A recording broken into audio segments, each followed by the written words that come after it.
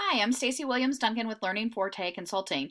And with all the changes to Zoom this week, I was asked to make a video and walk people through what the different settings are and how they've changed. So you'll see that we are in Zoom, but I'm using a screencasting software so that you can see all of the controls at the same time. So once you've entered a Zoom meeting, one of the important things to think about is how do you want to see people? And I have myself in here, and I'm also in on my phone so that we can experience seeing more than one person on the screen at the same time. So you can choose to see people in this format where the speaker is larger and all the other participants are small.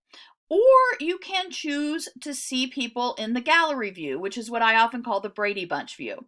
Now, one of the things about Zoom that's a little confusing is that when you see this up here, you might think, oh, that means I'm in speaker view. But no, that actually means you want to go to speaker view, which is with the speaker being larger. And if you see gallery view up there, it means that you want to go to gallery view. If you want to make this full screen or make the Zoom meeting large on a TV that you're projecting onto, you click right here and that will enter full screen mode for you. So we're going to now look at the bottom of the screen. And I have changed my view to make sure that I'm not the host. I'm only a participant in this meeting. So the settings that I'm going to show you now are the settings that all of a participant would have. And then I'll change myself into the host and show you those settings. So both participants and host have the same settings for the microphone and for the camera. This is a place in which you can mute yourself by just clicking on the microphone. And if you are in a place that is loud or there are other things happening or you're eating, it's appropriate to mute yourself during a meeting. You can also see in this up menu a place in which you can select different microphones or speakers if you have multiple options, and a place in which you can test your audio settings. So if you're worried about how this sounds or what's happening, I encourage you to test these before you have a meeting.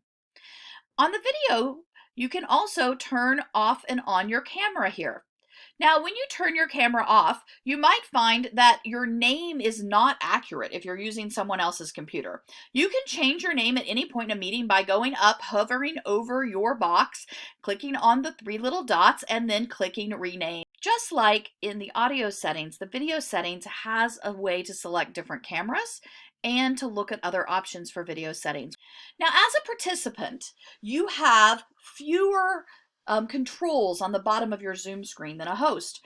But you do have this piece that is called participant. Part of what happens is this other window opens up and you are able to see a list of everyone who is in the meeting.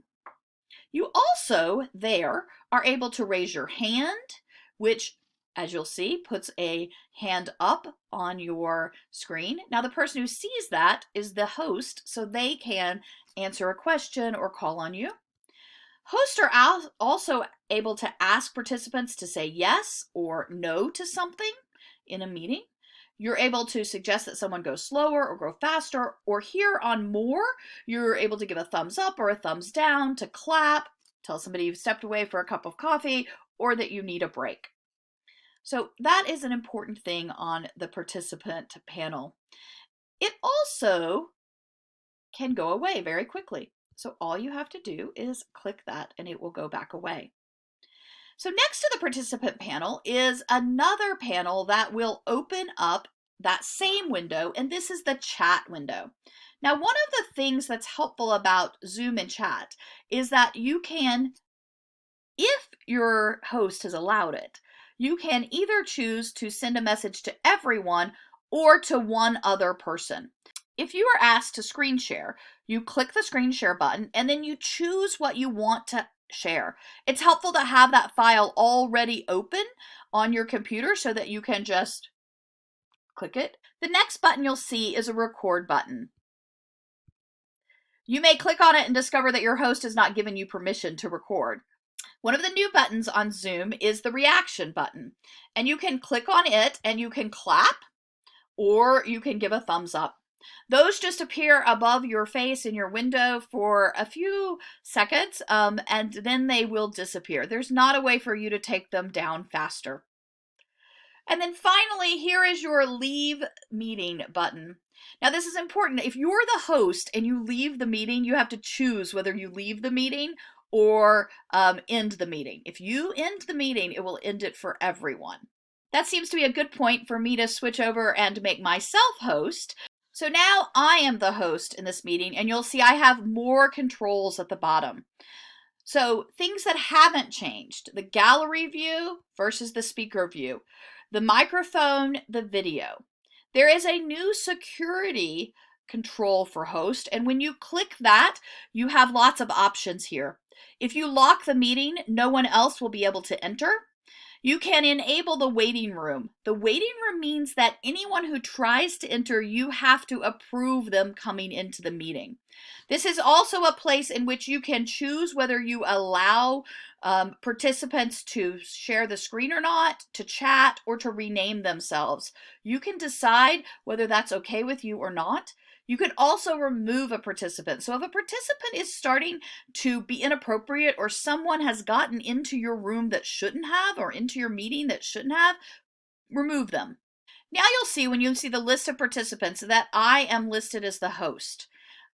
So if I were to click on more here, I would see myself renamed or add my profile picture.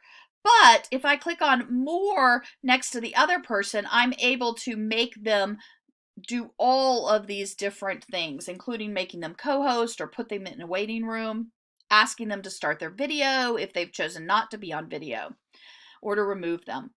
All of the things here are the same, except that you get this clear all button. So if you've asked everybody to answer a question or give a yes or no answer, and you want to clear all of those answers, because remember the answers come up next to the person, then you can click clear and it will clear all of them. This is also where you will find the invite button. And so if you are in a meeting and you've started a meeting and you need to get the URL or the invitation for a meeting, you can click on invite there.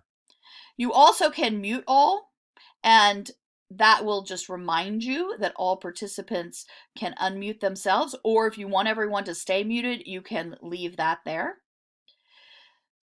And you can unmute all. There's also more here. There are different things that you can do here, and many of these things are the same things that were found in the security button on the other side of the controls.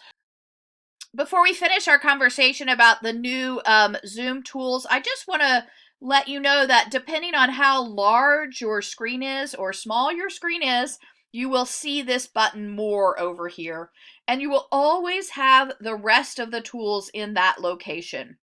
So even when I have my screen relatively wide, there are more buttons over here. This is where you might go live on Facebook or YouTube, or you can get to breakout rooms.